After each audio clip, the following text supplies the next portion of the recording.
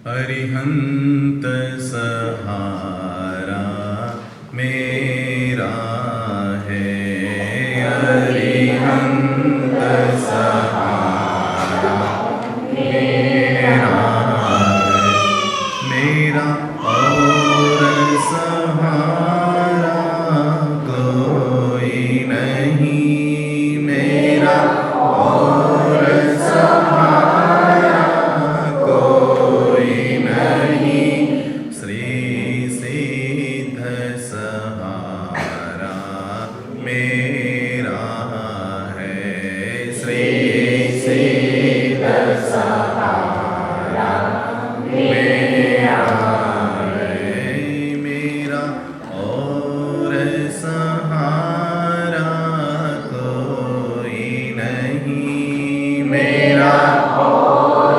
सहारा कोई नहीं, आचार्य सहारा मेरा है, आचार्य सहारा मेरा है, मेरा और सहारा कोई नहीं, मेरा और सहारा कोई नहीं, उपाध्याय सहारा मेरा है, उपाध्याय सहारा मेरा है, मेरा और सहारा कोई नहीं, मेरा और सहारा कोई नहीं, साधु संत सहारा मेरा है, साधु संत सहारा मेरा है, मेरा और सहारा कोई नहीं, मेरा और सहारा कोई नहीं, सद्गुरु सहारा मेरा है, सद्गुरु सहारा मेरा है, मेरा और सहारा कोई नहीं, मेरा और सहारा कोई नहीं, धर्म ध्यान सहारा मेरा है, धर्म ध्यान सहारा मेरा है, मेरा और सहारा कोई नहीं, मेरा और सहारा कोई नहीं, मेरा और सहारा कोई नहीं, मेरा और सहारा कोई नहीं। स्तवन नंबर 5।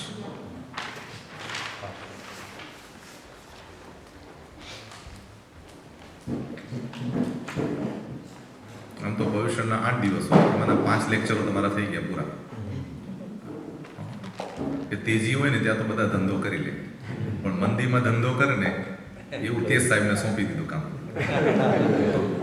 નરેન્દ્ર નંદુ આવ્યા અને તેજીમાં કામ કરીને ચાલ્યા ગયા, અને પાછળ આવી મંદી, એટલે મંદીમાં કોને બોલાવ્યા? હા, સહેલું પેપર હોય ત્યાં તો બધા વિદ્યાર્થીઓ પાસ થઈ જાય, પણ અઘરા પેપર હા એ તેજ સાહેબને સોંપી દીધું કે સાલટની અંદરમાં આવી અને કે સાહેબ તમે હવે પ્રવચન કરો.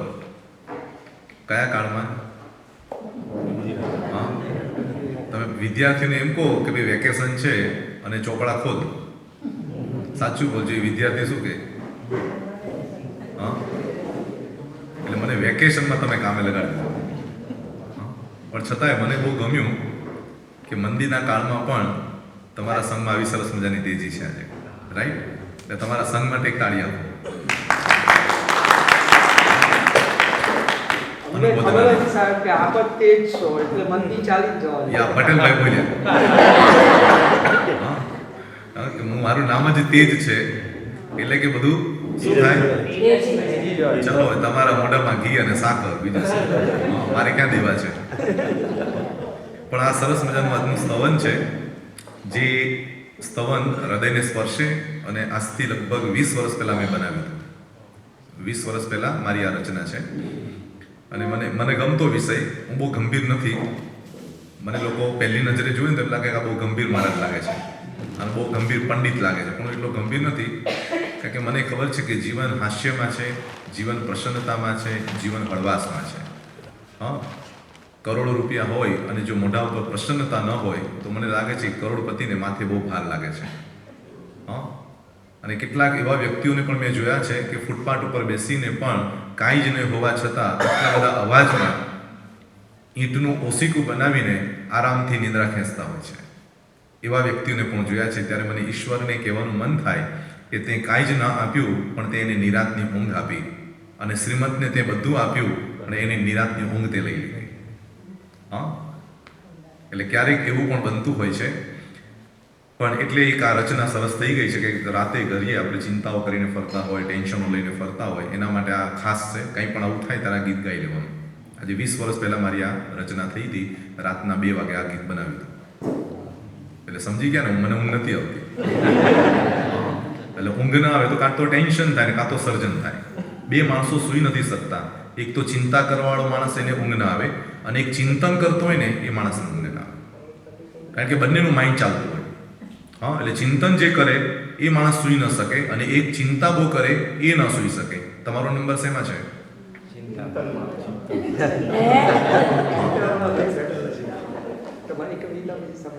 એટલે જે ચિંતન કરતું હોય એને ઊંઘ ના આવે, કારણ કે એનું મન સતત એમાં ચાલતું હોય. એટલે કે જે મુનિઓ ક્યારેય સૂઈ ન શકે, મુનિઓ ક્યારેય ન સૂઈ શકે. ભગવાન મહાવીર 12.5 વર્ષની એક પખવાડિયામાં 48 મિનિટ્સ ખાલી સૂતા હતા. 12.5 વર્ષમાં 48 મિનિટ્સ, દિવસ નથી કહેતો.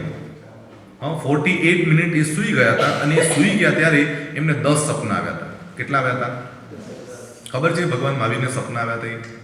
હા, તમને તો એ સપનામાં ક્યાં રસ છે? તમને તો જેમાં ચડાવવા મળે એ સપનામાં રસ. હા, ત્રિશલા માતાને સપના આવ્યા હતા અને એના ચડાવવા ચાલુ કર્યા. બરાબર છે? પણ ભગવાન મહાવીરને 10 સપના આવ્યા હતા. કમલેશભાઈ, ખબર છે તમને? ભાવનાબેન ક્યાં ગયા? ખબર છે તમને? કેટલાને ખબર છે ભગવાન મહાવીરને સપના આવ્યા હતા? કોઈને નથી ખબર મારા સિવાય? ચાલો, ત્યારે હું તો જ્ઞાની થઈ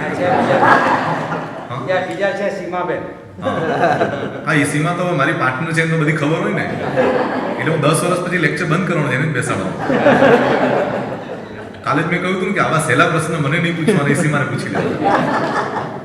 એટલે ત્રિશલા માતાને 14 સપના આવ્યા હતા, એ આપણે બધા જાણીએ છીએ. પણ ભગવાન મહાવીરને 10 સપના આવ્યા હતા. 48 મિનિટની ઊંઘમાં એમને 10 સપના આવ્યા, અને એ 10 સપનાનું ફલાદેશ પણ આપણી પાસે છે, એના ચિત્રો પણ આપણી પાસે છે, અને કલ્પસૂત્રની અંદરમાં લખેલા છે.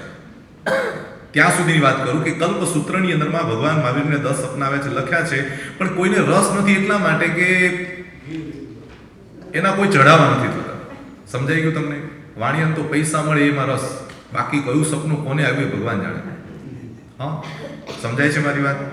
એટલે ત્રિશલા માતાને 14 સપના આવ્યા સુકનવંતા, તો મહાવીરને જે 10 સપના આવ્યા હોય કેવા હોય? હા, કેવા હોય? એટલે ગૂગલમાં જાજો, મળશે. એમાં પોકે તો મૂક્યા હશે ને તમને. ભગવાન મહાવીરના 10 સપનાના ચિત્રો પણ મૂક્યા હશે.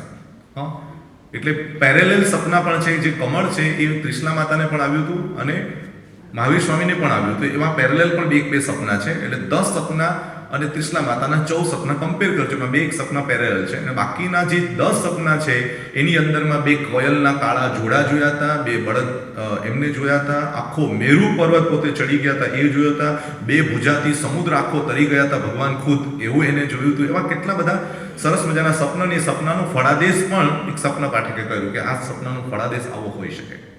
રાઈટ? એટલે હવે તમને મૂકીને જાઉં છું. બીજી વખત આવીશ ત્યારે 10 સપના તમને પૂછીશ. હોમવર્ક આપવું પડે ને?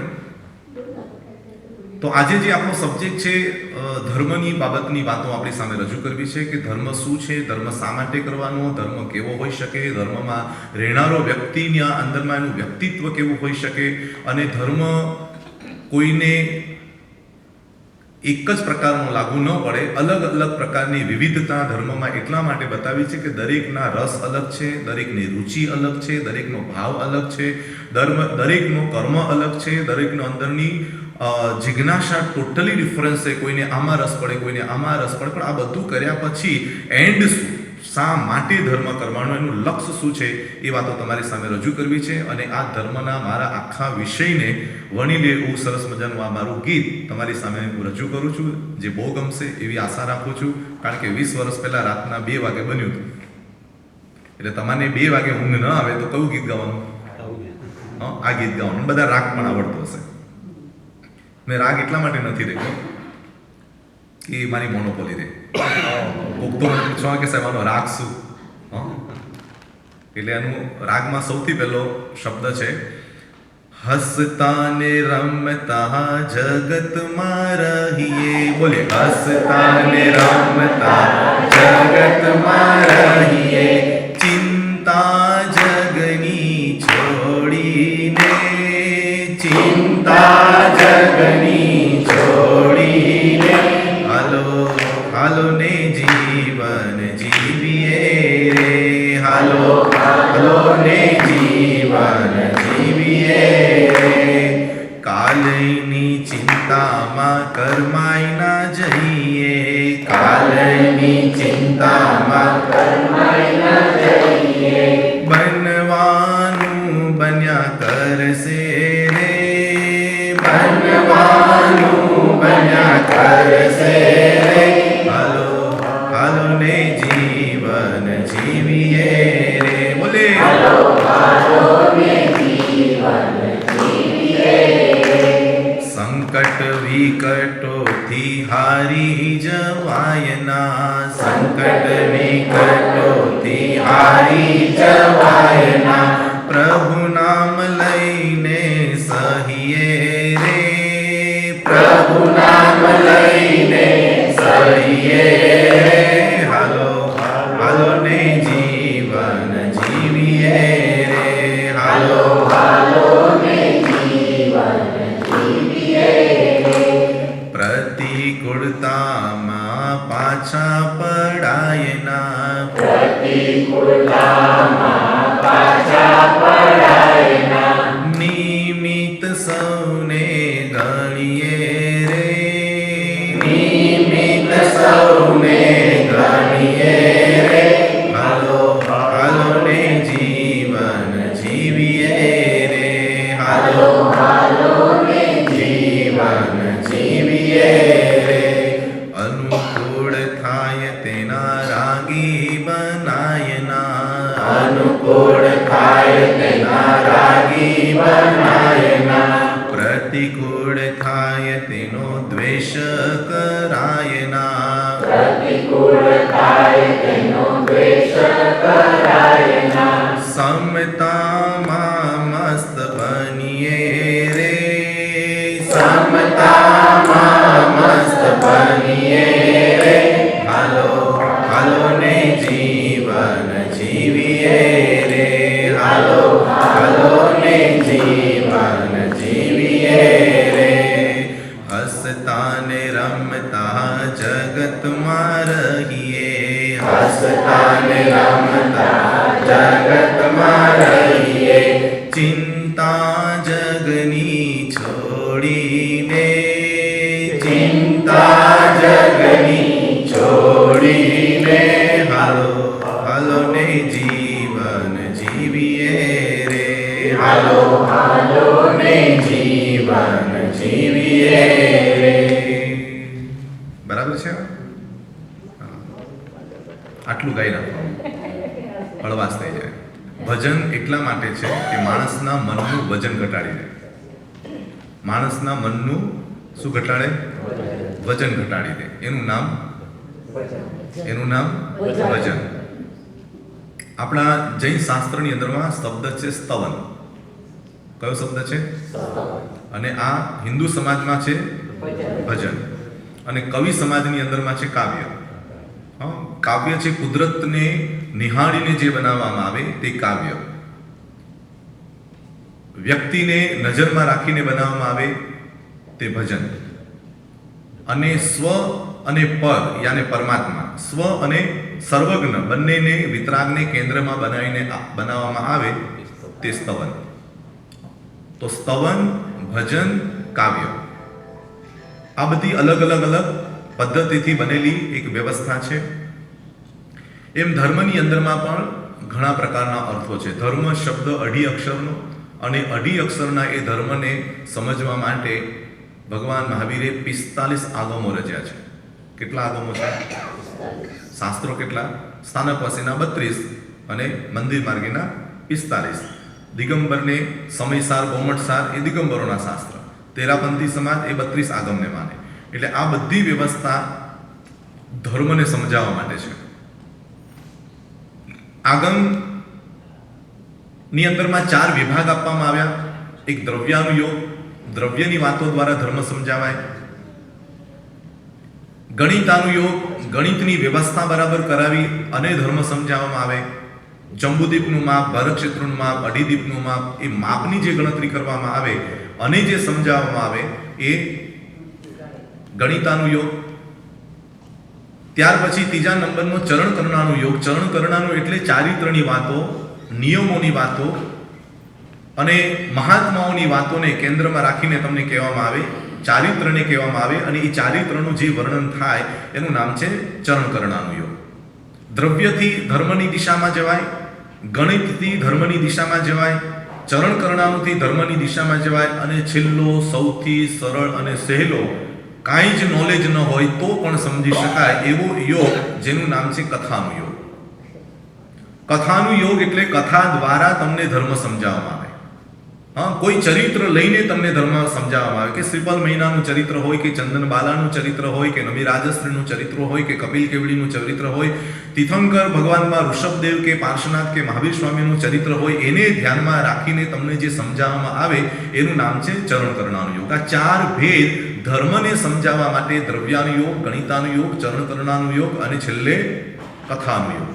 આ કથાના યોગ દ્વારા પણ ધર્મ સમજાવી શકાય. એમ 4 યોગને માત્ર ધર્મને સમજાવવા માટે, ધર્મને કરાવવા માટે તમારી સામે રજૂ કર્યો ભગવાન મહાવીરે. અને મહાવીરની એ વાતો વ્યવસ્થિત રીતે 4 ભાગમાં ગણધર ભગવંતોએ ગૂંથીને તમારી સામે બતાવી. પણ આ બધાની પાછળનું મારે કહેવાનું કારણ એ છે કે વ્યક્તિને ધાર્મિક બનાવવો છે. વ્યક્તિ ધર્મની દિશામાં આગળ વધે, વ્યક્તિ ધર્મની ભાવિક અવસ્થામાં જાય, વ્યક્તિ ધર્મના મૂળ સુધી જાય. એટલા માટે આ બધી જ વ્યવસ્થા તમારી સામે રજૂ કરી. આપણા સેન્ટરની અંદરમાં, દેરાસરની અંદરમાં આવવું હોય, કે આપણા આ કેન્દ્રમાં કે સેન્ટરમાં આવવું હોય તો કોઈ પશ્ચિમમાંથી પણ આવી શકે, કોઈ પૂર્વમાંથી પણ આવી શકે, કોઈ દક્ષિણમાંથી પણ આવી શકે, કોઈ નોર્થમાંથી, એટલે ઈસ્ટ વેસ્ટ બધી કોઈ પણ દિશામાંથી આવી શકે. પણ છેલ્લે કોઈ પણ દિશાથી પણ પહોંચવું છે ક્યાં? ક્યાં પહોંચવું છે? અહીંયા સેન્ટરમાં પહોંચવું છે. એ ભગવાન મહાવીર કહે છે કે ધર્મ તમે કયો કરો છો, કેટલો કરો છો, કેવો કરો છો, એનું મહત્વ અમને કોઈ લેવા દેવા નથી, પણ તમે પહોંચો છો કે નહીં એ અમારા માટે મહત્વનું છે. તમે શું જમ્યા એ અમે નહીં પૂછીએ, તમારું પેટ ભરાયું કે નહીં એ જરૂર અમે પૂછશું, તમે શું પીધું એ અમે નહીં પૂછીએ, તમને તૃપ્તિ થઈ કે નહીં અમે એ જરૂર પૂછશું, તમે તમારી જિંદગીમાં કેટલું ચાલ્યા એ અમે નહીં પૂછીએ, પણ ચાલીને તમે પહોંચ્યા કે નહીં એ જરૂર અમે તમને પૂછશું. આજે ધર્મ એક વિવાદનું કારણ બને છે, ધર્મ એક ચર્ચાનું કારણ બને છે, ધર્મ એક માણસના દિવાલની અંદરમાં સર્જી દેતો એક વેરનું એક પ્રમાણ પણ બને છે, ધર્મ એક અહંકારનું કારણ પણ બને છે. અને ધર્મ આજે માત્ર ધનને કેન્દ્રમાં રાખીને કરવામાં આવે છે. પણ મહાવીરે ધર્મ બતાવ્યો કે તારા સ્વભાવમાં ઠરાવે તે ધર્મ છે, તને પવિત્ર બનાવે તે ધર્મ છે, તને આનંદિત બનાવે તે ધર્મ છે, તારા આત્મામાં લાગેલા પાપને ધોઈ આપે તે ધર્મ છે, તારા અંતરના ચક્ષુને ખોલી આપે તે ધર્મ છે, તારી ભીતરની ચેતનાની અંદરમાં તમને સ્થિર બનાવે તે ધર્મ છે, આત્માને પરમાત્મામાં પરિવર્તન કરી આપે તેનું નામ છે ધર્મ. આટલું બધું બોલી ગયો, સમજાણું કાંઈ?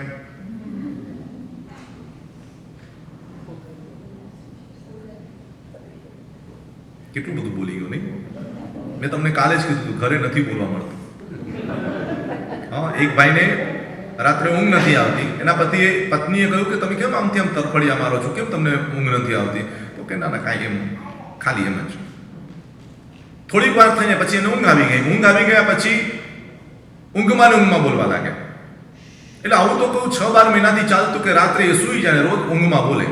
એટલે પછી બેન ડૉક્ટર પાસે લઈ ગયા ભાઈને અને કીધું કે સાહેબ આમને તમે ચેક કરો, અમને કંઈક દવા આપો. તો કે શું દવા આપો? પણ એ તો કે એમને શું બીમારી છે? ડાયાબિટીસ છે, પ્રેશર છે, કોલેસ્ટ્રોલ શું છે? તો કે એમાંનું કાંઈ જ નથી. તો કે તકલીફ શું આવી છે? એમને તાવ છે, તળિયો છે? તો કે એવું કાંઈ છે જ નહીં. પેટની બીમારી, માથાની બીમારી? તો કે એવું કાંઈ નથી. તો છે શું? તો કે રાતમાં એટલું બધું બોલે છે, નથી એ તો સૂતા અને નથી સુવા દેતા. એટલે ડોક્ટરે કહ્યું કે આવી તો કોઈ દવા હજી સુધી શોધાઈ નથી કે માણસ રાતના ન બોલે. એટલે એને દવા લખતા બેનને રાજી કરવા માટે કંઈક દવા લખી આપી અને દવા લખતા બોલ્યા, બેન એક સાચી વાત કહું કે એમને દિવસના થોડું બોલવા દો. જો એ દિવસના થોડું બોલશે ને તો રાત્રે પછી બોલવાનું. પણ તમે આખો દિવસ એને બોલવા જ ન દો તો બિચારો બોલે ક્યારે? હા, તો ધર્મ કોઈ દબાણ નથી, ધર્મ કોઈ પ્રેશર નથી, ધર્મ કોઈ પરંપરા નથી, ધર્મ કોઈ દેખાવ માટે કરવાનું નથી, ધર્મ કોઈ સંપ્રદાય નથી, ધર્મ કોઈ વાડો નથી. સૂર્ય કોઈના બાપનો નહીં, ધર્મ કોઈના બાપનો. સૂર્ય કોનો? બોલો, સૂર્ય કોનો? હિન્દુસ્તાનીનો, પાકિસ્તાનીનો, અમેરિકાનો, લંડનનો? કોનો સૂર્ય? કોનો? આ તો ઠીક છે સૂર્ય લાગમાં નથી આવતો, નહીં તો તમે એને બાંધી દો, આ તો અમારો છે. હા, સૂર્ય ચંદ્ર આકાશ પવન ને વર્ષા જેમ બધાના છે. શું કહે છે? સૂર્ય ચંદ્ર આકાશ પવન ને વર્ષા જેમ બધાના છે. મહાવીર કેવળ જૈનોના નહીં પણ આખી દુનિયાના છે. કારણ કે મહાવીર પોતે ક્ષત્રિય હતા, એના બ્રાહ્મણો બધા ગણધરો બ્રાહ્મણો હતા. ખ્યાલ આવે છે તમને?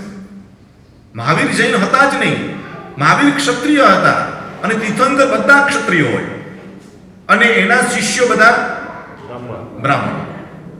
અને જૈનોને તો આદત વચ્ચે ઘૂસી જવાની.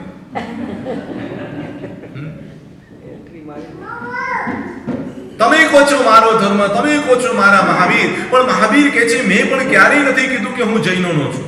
જૈનોએ કીધું કે મહાવીર મારા છે, પણ મહાવીરે ક્યારેય કીધું નથી જૈનોનો. કારણ કે સૂર્ય કોઈનો નથી, એ પ્રકાશ લે એનો છે. નદી કોઈની નથી, જે પાણી પીવે એની છે. હવા કોઈની નથી, પોતે જે લે એની હવા છે. એટલે ભગવાન મહાવીર પણ કોઈના નહીં. મહાવીરના તત્વને જે સમજી લે, મહાવીરના ધર્મને જે સમજી લે, મહાવીરના વિજ્ઞાનને જે સમજી લે, મહાવીરના શાસ્ત્રને જે સમજી લે એ ધર્મિષ્ઠ. અને એટલે જ આપણા જૈનોના આચાર્યો કેટલાક બ્રાહ્મણો પણ થયા છે, કેટલાક પટેલ લોકો પણ આચાર્ય બન્યા છે, આચાર્ય સુધીની કોટી સુધી પહોંચ્યા છે. કારણ કે જૈન ધર્મ જ્ઞાતિ જાતિનો ધર્મ નથી, જૈન ધર્મ આત્માનો છે. જૈન ધર્મ વિતરાગનો છે, જૈન ધર્મ નિયમોનો છે, જૈન ધર્મ વ્રત અને પચખાણનો છે. અને જૈન ધર્મમાં કોઈ જ્ઞાતિ હોઈ શકે જ નહીં. જેનામાં જ્ઞાન હોય તે જૈન ધર્મ પાડી શકે.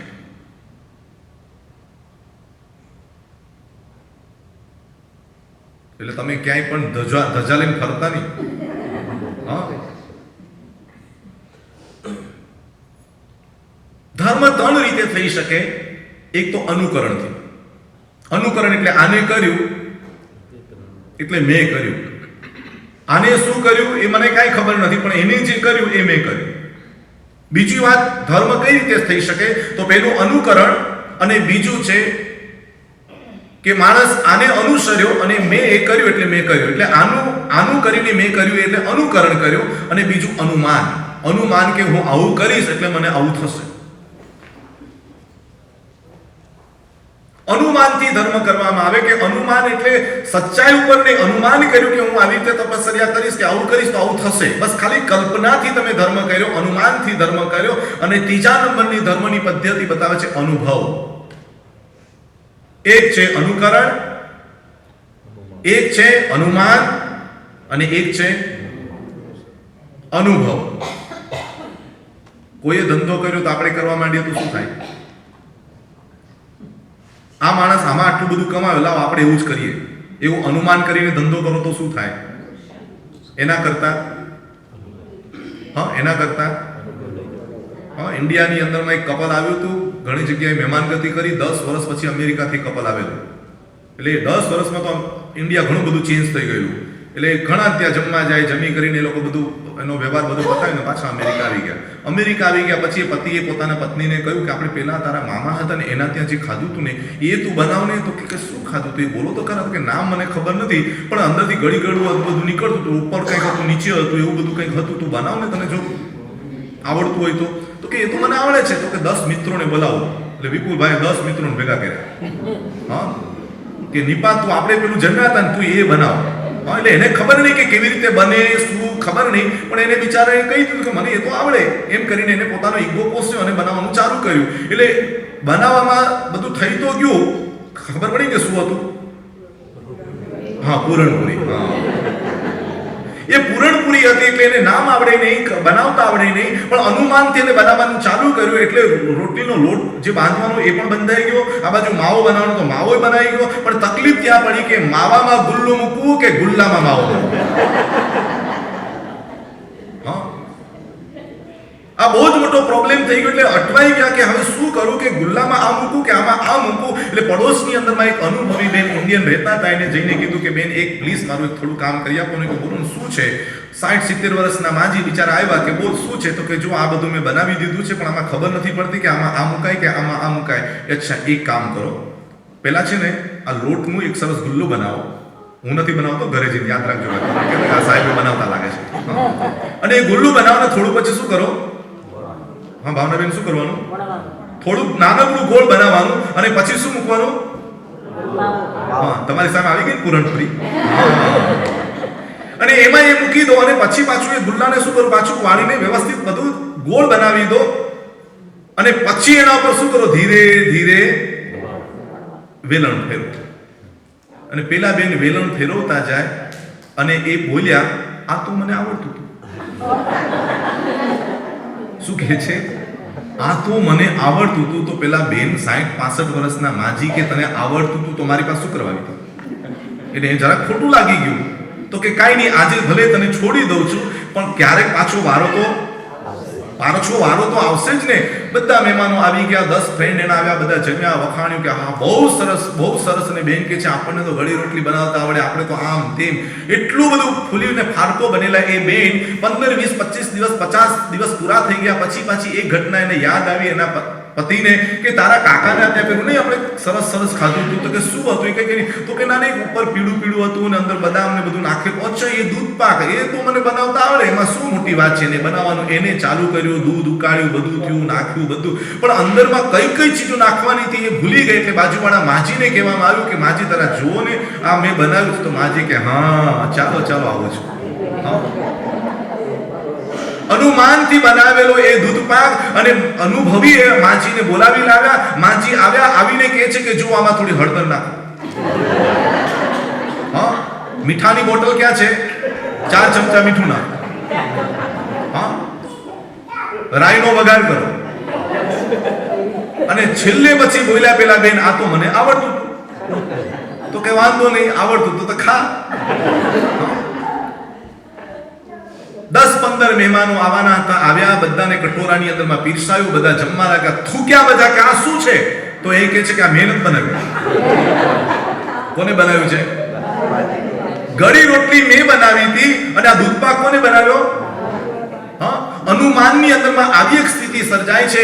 નથી તો તમે પોતે સક્સેસ થતા, નથી તો તમે સફળ બનતા. એટલે ભગવાન કહે છે અનુમાનથી કરેલો ધર્મ ક્યારેક આવી ઘટનાઓ સર્જે છે. જડતાપૂર્વક કરેલો ધર્મ ક્યાંક વિવાદનું કારણ બની જાય છે. તમે તમારા જીવનની અંદરમાં પકડી રાખેલી ચીજ ક્યારેક ધર્મ માટે અનર્થનું કારણ બને, શાસન માટે અનર્થનું કારણ બને, સમાજ માટે અનર્થનું કારણ બને. અને આજે વિશ્વની અંદરમાં જેટલા યુદ્ધો સર્જાયા છે એ બધા ધર્મના કારણે સર્જાયા છે. વ્યક્તિ ક્યારે લડતો જ નથી, પરંતુ વ્યક્તિની અંદરમાં ધર્મની જે જનૂનતા છે, ધર્મની જે પકડ છે, ધર્મનો જે આગ્રહ છે અને પોતાના ધર્મનો અતિ રાગ એ માણસને લડાવે છે.